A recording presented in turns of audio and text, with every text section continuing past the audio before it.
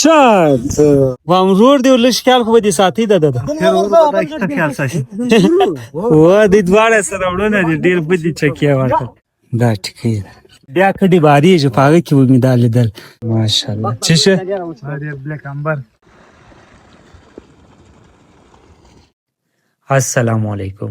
دا د توبې کاکړی کلی غیږ یو ښکلی باغ دی. دلته مې اودس او لمونځ وکړم په دې ساعت باندې هغه ټیم چې اوس یې میچ ګټلی وي د دې یو لوبغاړی غږ راباندې وکړي چې په زله راسه ټکۍ راسره وخوره. زه هم وارلم ټکۍ چې مې وخوړله نو خوند یې بې مثاله ولو. دا ټکۍ نو عموما د غرو خلک یا هغه خلک چې رمې ساتي دوی یې پخوي ځکه چې دا زر خرابېږي نه.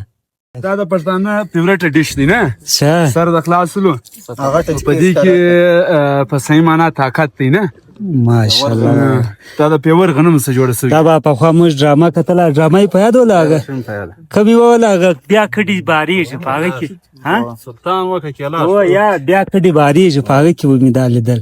ټکۍ خوړلو وروسته موږ په دې باغ کې وګرځېدل. د باغ په ونه کې سیبان را زړېدل خو د پخوا شاندې رنګ یې نه درلودی. خلک وایي چې څو کاله مخکې به دلته واورې او بارانونه به کېدل، یخ به اوبه به لوړې وې، باغونه به شنه وو. خو اوس د وچکالۍ له امله اوبه ډېرې کمې سوې، ګرمي زیاته سوله، خلک مجبوره دي چې خپل باغونه ختم کړي. او دا سولر پینل چې راغلي دي دې د ځمکې اوبه نور هم لاندې بوتلې چې د دې له وجې کاریزونه او چونې ختم سولې. خلک د شنګ اوبو ته حیران دي او دا په رښتیا هم د یو پریشانۍ خبره ده. بس تا خوش هغه نه ستا خوش دغه راوش که دغه سر سوی کور ودان ماشاءالله. چی شه؟ ډیر بلیک امبر مننه برو مننه برو تا خو زموږ باغ دی درواغ دې م راته ویل دا سلام علیک دغه دی بس بازار ته بیا پرینځو دا بلته پرینځو بس خوند به ځم واخ.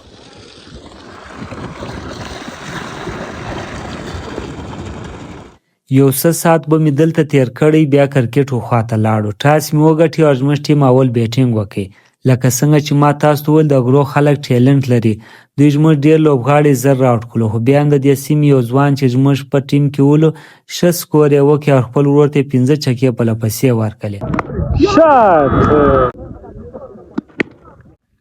شاباش ډېر ښه دوی دواړه سره وړونه دي 15 چکې خو ورور دې ولې لږ وام روړ دی ولش خیال خو دې ساتي د